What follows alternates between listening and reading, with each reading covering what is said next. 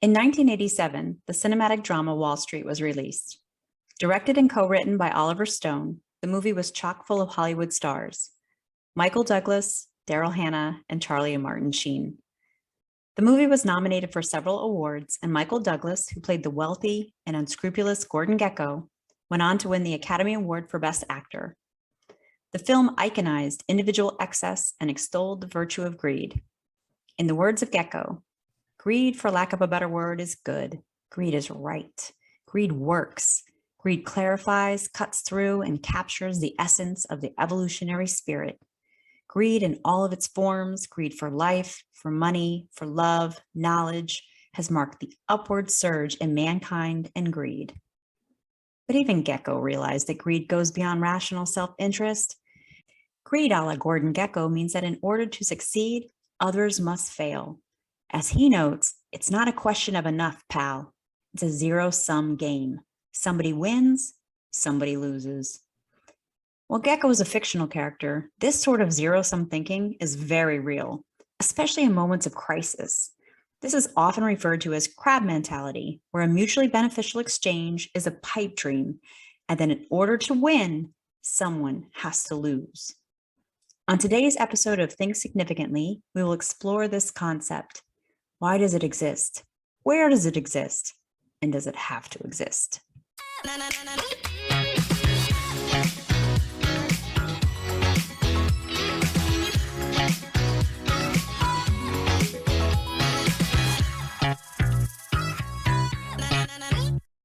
Welcome. My name is Melissa, and I am joined by my steadfast co-host, Pete.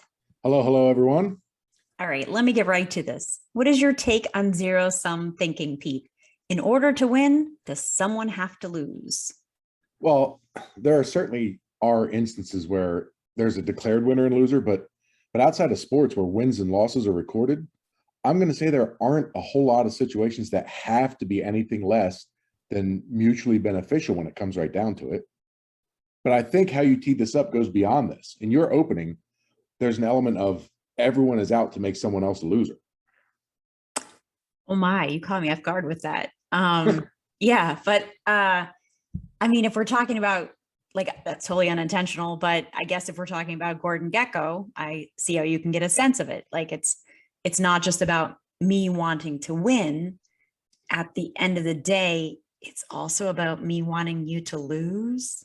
I mean, logically, the math just works out on that, right? If your mind's preset is a zero-sum situation, I mean, aren't you technically out to have someone else lose because that ensures you're winning, right? Don't you think? I do, but it makes me feel sick. But I'm like suddenly jaded. I'm like, damn, he makes a point.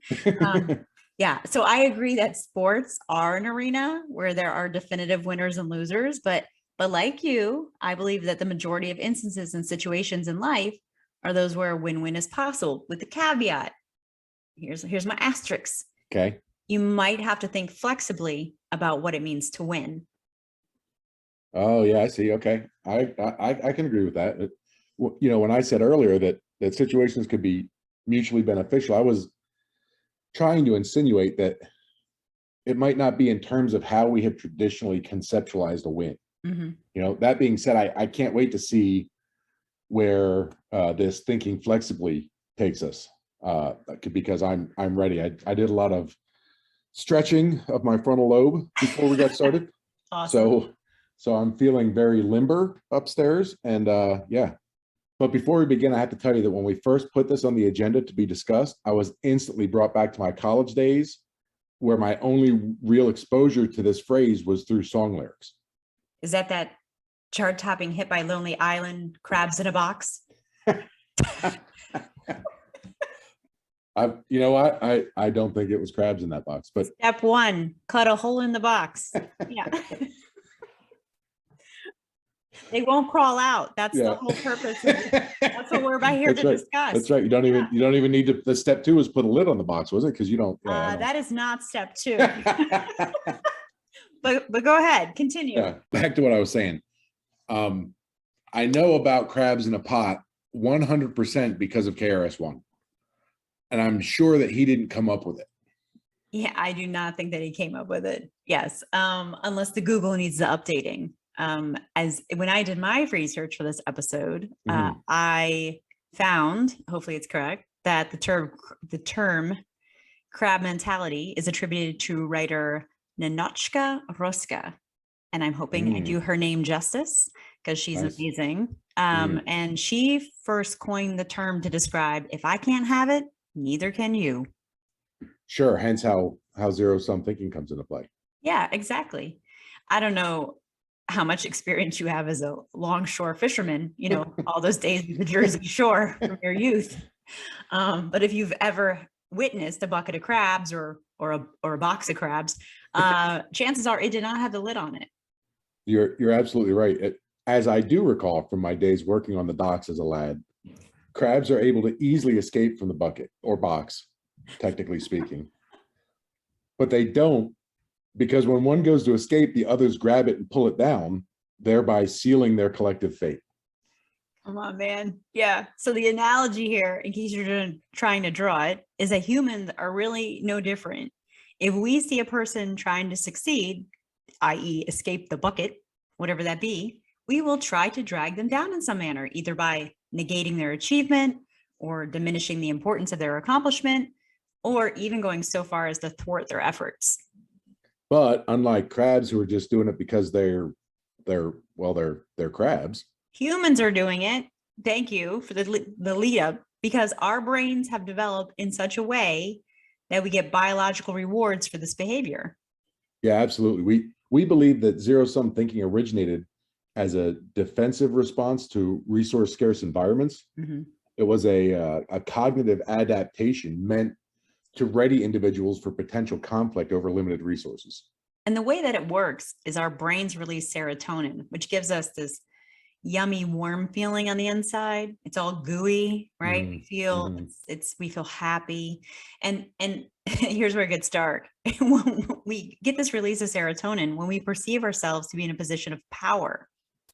Right, exactly. But if we feel like our position is threatened, the brain gives us a shot of cortisol to warn us. Mhm. Because in situations where resources are scarce, competition for those resources would be fierce, and any gains accumulated by some meant that others lost out. Right. That cortisol triggers several biological functions that make our bodies like primed for that intense competition for those resources. I mean, this is like seventh grade biology stuff. You Mhm. amps up all the body systems that are needed to respond to stressful situations. So your muscles are getting that shot of energy, your heart rate increases, and then other systems that aren't going to be engaged in the fight, like digestion, let's just say, shut Mhm. down. Yeah. Right, exactly. And in those times, as we were developing and evolving, we as a species definitely would have faced win or lose situations. Think of competing for territory or for a sexual mate. Right, which blows my mind that this is still a residual, right? Like it had its time and its place. But still, like this is many years later and we're resorting to our primitive ways during times of trial and tribulation. Our brains start acting like Ricky Bobby and telling us that if you're not first, you're last, which is usually not an accurate depiction of what's truly happening. Yeah, and folks, if you know Melissa, you know that her mantra is there is plenty of room at the top of the pedestal. But I don't think many people share your mindset. I think it's important that we remember that people's perception of the situation at hand is really what's at work here. When people perceive there to be a limited resource is really the key. I started laughing because I was like, what is he going to say is my mantra? I was like, not that one. Good. Yes. Plenty of room on top of the pedestal. I agree with you. Right. And yes, I further agree. I agree that that's my mantra. And I agree that not a lot of people probably think like that. But it's like you said earlier, when individuals think that a Mhm. situation is zero sum, they have this certain preset in their minds. And this is what happens. They're going to be less likely to act cooperatively, right? Mhm. They're not Right, going to cooperate with each other, which right, means like in turn, they're going to act more competitively towards each other because right. they're going to see them as a threat. Yeah, right. Even if they technically aren't a threat, Mhm. right? We know that from research that when students think they're being graded on a curve, which is a grading scheme that makes the allocation of grades actually zero sum. Mhm. they're less likely to provide assistance to a peer because that might be at their expense, right? Research also shows us that when people perceive that there is a zero-sum competition in society for resources like jobs, that is, there's only one job, and if you get it, I don't, they are less likely to hold pro-immigration attitudes. And that's, making the leap that immigrants are going to deplete that resource. Oh, I see. Sure. So I know that we keep talking about how people perceive things, but I was wondering if we couldn't take this discussion, bank it a 90-degree turn here and say that framing things as a either win or lose is not either. It's really a false dichotomy in a majority of these situations. Sure. And I think that there is another way of thinking about this, because even if we technically, air quotes here, win at something, I'm going to say chances are our win is short-lived, and we'd actually be much better off in the long run if we thought more collectively about what it is that we were trying to win at. And you know what? Do you know what that analogy makes me think of? Even though it's on a totally different scale. How Batman chose to beat up street thugs instead of using his billions of dollars to eliminate the systemic oppression running rampant in Gotham. Oh, I've been practicing that all day, Pete. I think about that daily, actually, but that's not what I was thinking of in this instance. If only it would fit on a coffee cup, right? That's right. Oh, that'd be perfect. That would be, yeah. That's one of those mega cups. Right? Yeah. But no, what I was thinking of was the conversation that we had in episode 106 about the tragedy of the commons and our discussion on shopping carts. Oh, okay. I think I see what you're saying. So in both instances, it's the unwillingness to be cooperative in nature that limits our success and the success of others. So the lesson here, kiddies, is that when we put self above society, it, in the long run, stunts everyone's growth. Yeah, that's a really good way to stitch these two phenomena together, right? To compare them in a similar way.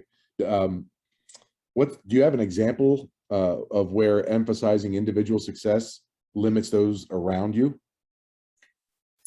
I do. I have one in my head, but Okay. I feel like I'm almost discounting something we said earlier, but hear me out. Okay. So I know that we already said that sports are a place where you have a legit zero-sum situation. There's a win or a loss, but I almost want to challenge that, because if we take a look at youth sports, right? So in youth sports, and probably sports in general, but let's focus on youth sports, teams will rely heavily on a star player to win the games.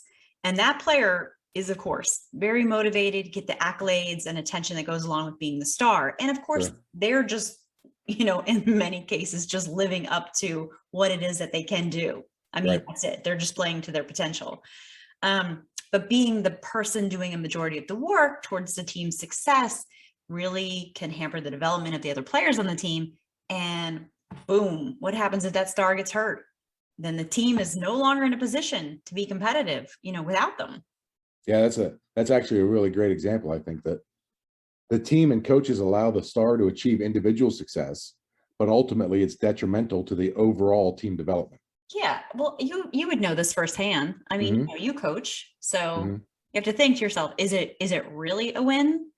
Because not only are the skills of the other players underdeveloped, but you have those underutilized players who now have lower motivation to perform and have a noticeable decrease in their faith in and probably even respect for their coaches.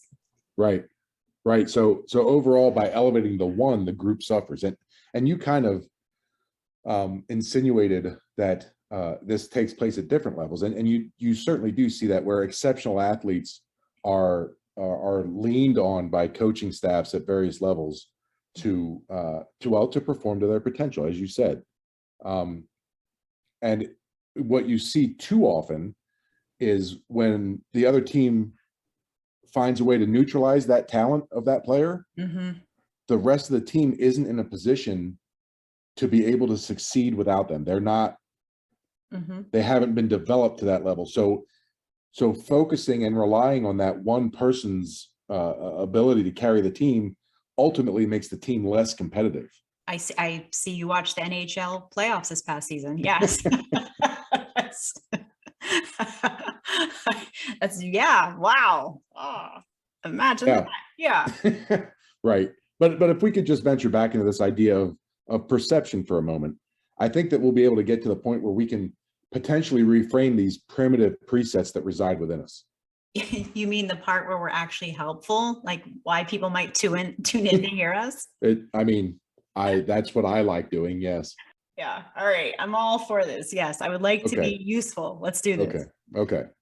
So first thing, in 2016, research was published that demonstrated that when we get cues that signal that the economy is performing poorly, we switch into competition mode and assume the success of one person implies less success for others.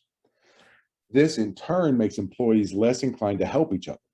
That research drew upon 4 separate studies, all consistently showed that depressed economic triggers cause people to revert to a zero-sum thought process, which resulted in less helping behavior overall, even in situations where helping came at no cost to them in the slightest. Like helping Nancy reload the paper in the Xerox machine. Yeah, potentially as little as petty as that. Yes. So, I mean, this sounds so sad. What we're saying is that even at the slightest whiff of things being less than hunky-dory, we turn into jerks. Pretty much. I We mean, got to get to the part where we help people. Let's do this. well, don't be jerks. There, that helps. We'll have it in our swag store. You can get it on a 4T toddler shirt, That's or right. Or a tie pin. Whatever floats your boat. there you go. So, but this would explain why you have employees that are less willing to assist their colleagues during a recession, or citizens hoarding, I don't know, toilet paper and hand sanitizer during a pandemic. Not that that's ever happened.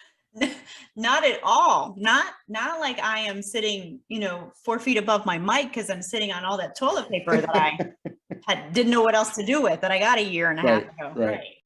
But it's important to understand that such thinking may actually be counterproductive to our own well-being, because it's in times of crisis that we often need to help others and need help from others the most. Mhm. When we help others rather than viewing them as rivals, needing to be vanquished, Oh, we are likely to generate feelings of reciprocity, the results of which can far outweigh the short-term gains that often accompany zero-sum competitions. note to self: never be a rival. People Yeah. vanquish me. Yeah, I don't know where that. Yeah, I'm not sure where that came That from. is a loaded verb, man. All right. Yes. All right. All right. So don't be jerks. I'll vanquish you. Don't be vanquished. So talking about all this vanquishing and how this can end up biting us makes me think of, how I'm always like, oh, I read a book, right? Sure. Yeah, that's me. I should have been a librarian. Terry Pratchett wrote a novel called Unseen Academicals. Say Ooh, that okay. 10 times fast. Yeah. I'm going to admit it's a bit tangential to our discussion. Welcome to Talking to Melissa. But still noteworthy. Before we, of course, pivot to another facet of this. So in Pratchett's novel, listen to this. You talk about dark, okay? The protagonist comes to realize that his social status results not from external repression, Okay.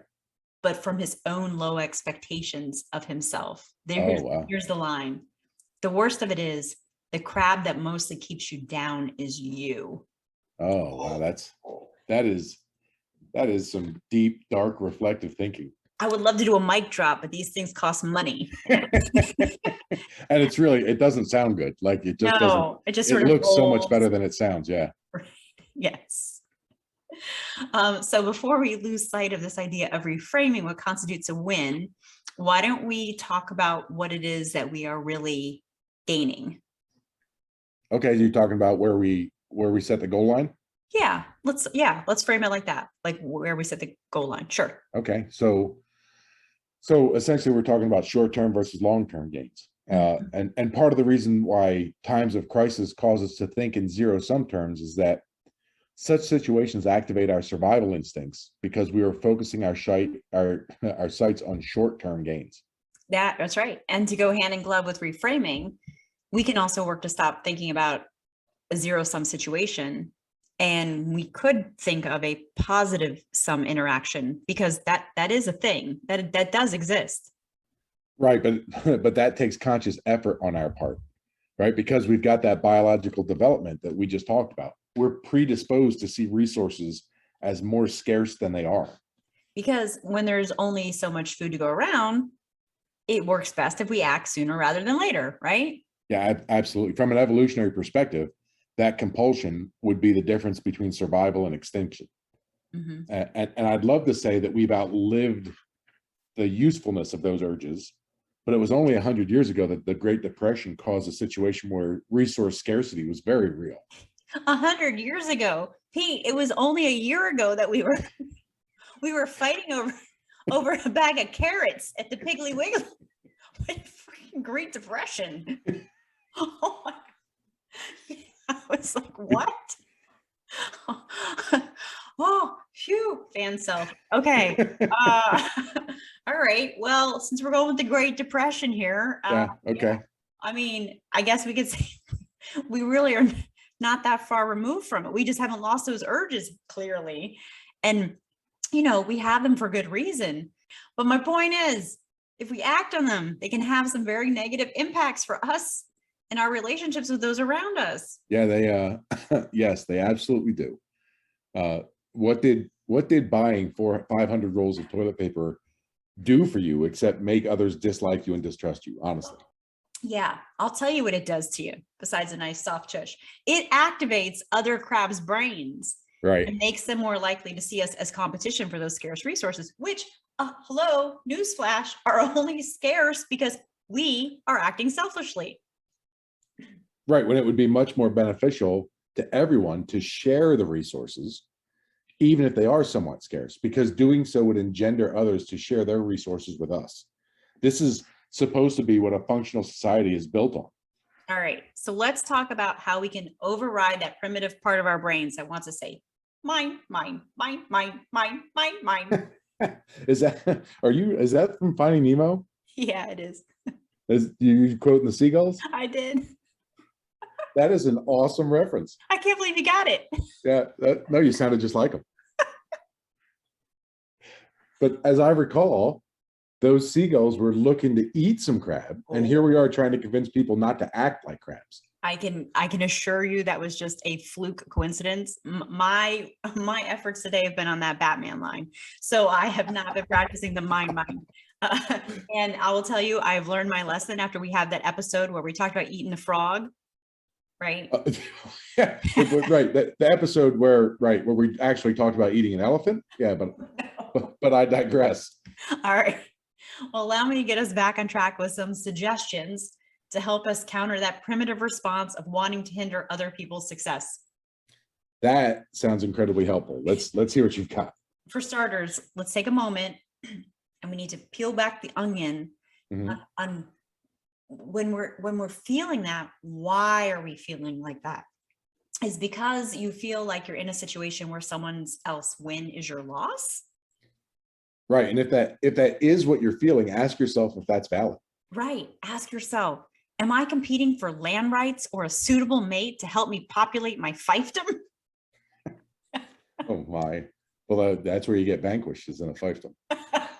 If you aren't doing one of those things, consider thinking through what it is that you directly stand to lose by someone else's success. And consider what it is that you could possibly win by someone else winning. I totally know where you're going with this.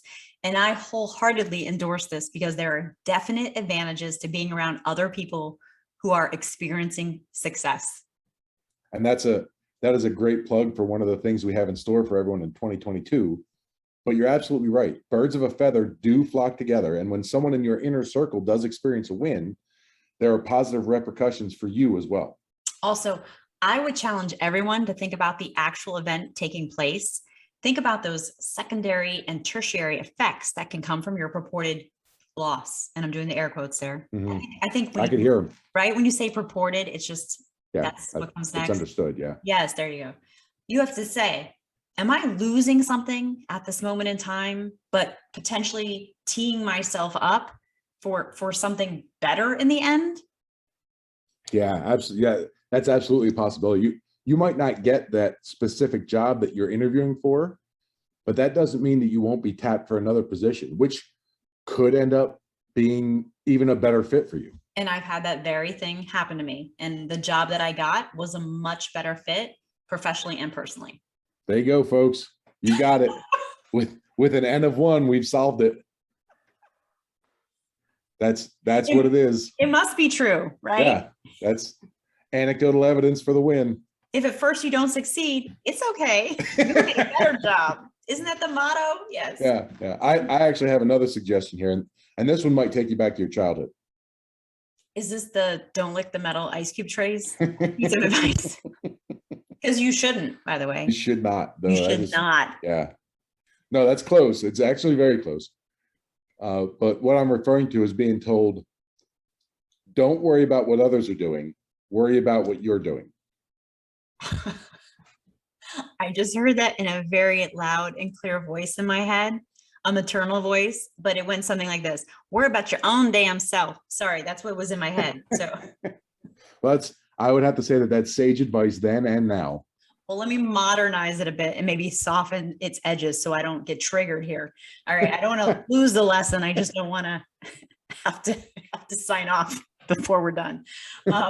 If you are focused on your gains, your efforts, your goals, then you aren't really looking around at what others are up to. Right. The best way to measure your individual success is by staying focused on achieving your aims at the pace that is right for your situation, not by looking at someone else. Is this where you're going to tell me that my only competition is who I was yesterday? I've actually I just got you that coffee cup. It should be there Tuesday. But it's true, right? If you have your own thing going on, doesn't that free you to be genuinely happy and or impressed and or proud of someone when they achieve their ambitions? Absolutely. Because as we keep saying, for the most part, we don't actually live in a zero-sum world. Whatever others have going on isn't really going to affect you and can actually enhance your efforts. Mm-hmm. That's my plug for 2022 programming. Yes. I personally get somewhat of a rush when other people around me excel because it shows me that success is possible. This is that whole lots of room on the top of the pedestal. Mm-hmm. And if I have a goal that is similar to something that someone has just experienced success in, I look at them like, oh, you hold the playbook. It just makes it seem even that much more doable. Right. Mm-hmm. Oh, I don't know, seeing other people get a PhD 20 years after graduating college. I don't know. That's crazy talk. Nobody does that. But education is a perfect segue into the next piece of advice, which is to invest in yourself, right? Seek out new skills and abilities from pursuing advanced degrees to photography classes, right? There's no shortage of things one can do to add to their repertoire. I feel like you're about to launch into a tourism video for Futureland or Future World. This part of your voiceover work. This is my stint as a cruise director. Very nice. Well, I'm down with this. I love this bit of advice because I'm always trying things that I haven't done yet. Because YOLO. Which is another episode. Yeah. I mean, you're definitely onto something here because each added skill adds another bucket where you can generate and accrue depth. So if you're not killing it on one front, mm-hmm. you have other places where you could be totally slaying it. Yeah. And if perpetually striving for personal growth gives you more to guard against falling back into the comparison mindset. But, to your point earlier, it also has that added benefit of keeping you focused on yourself. And another way to stay out of that win-lose territory is to actively curate like-minded people who are on the same trajectory as you are. Right. Because then you aren't crabs who are working against each other. You are crabs who are like, if we work together, we could get the heck out of this bucket. That's my crab voice. That's not what I pictured for a crab voice, but yeah, no, I get it. But that's something we should all strive for rather than succumbing to our worst impulse in times of trouble. I could not agree more. I think if we all relied on the better angels of our nature as Steven Pinker, who is a Harvard psychologist and best-selling author, says. I mean, and really all that really takes is for us to stop looking at each other's competitors and start seeing each other's teammates, and not to vanquish your friends. Yeah. You know, I do have Vanquish on my to-do list for this weekend. So if you're saying I need to take that off, I'll take it under advisement. Yeah, take it off. Yeah. Okay. What do you think? Are you still feeling like you've got some crustacean tendencies to discuss? I don't think I could try that voice again. So no, yeah, because it sounds like that thing for the pickle guy. Oh yeah. Best taste in pickle I ever had. Right, Yeah, which right. yeah, I'm getting confused with my mascots here. So Mhm. at this point of the podcast, I feel like even the most crusty crab would be looking to give their buddy a boost, so they had a chance at escaping from whatever container they found themselves in, be it a pot or a box or a whatever it be. Right. Well, let's hope that that's the case for the people listening. You know, if the crabs stay stuck, that's okay, because I do enjoy a good crab cake. Well, it always seems to come back to food with us, doesn't it? I I think actually next season we should ditch our scheduled programming and just do a foodie podcast. I think I could be convinced to diversify. I really do. On that note, Melissa and I would love to continue this discussion with you all on social media. Tell us when you felt like others were trying to hold you back, or when you last felt like you were in a zero-sum situation. We also want to hear what you personally do to stay out of that comparison mentality.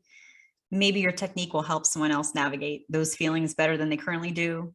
Maybe those people won't have to queue all the way through our podcast to get to the part that helps them then if you share it on social media. So reach out to us.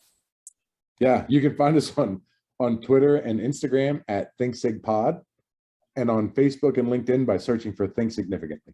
And if you enjoyed our conversation, please invite your curious friends to listen. Pete and I will be back next week to tackle another thought-provoking topic. Until then, we encourage everyone to think significantly about the world around them.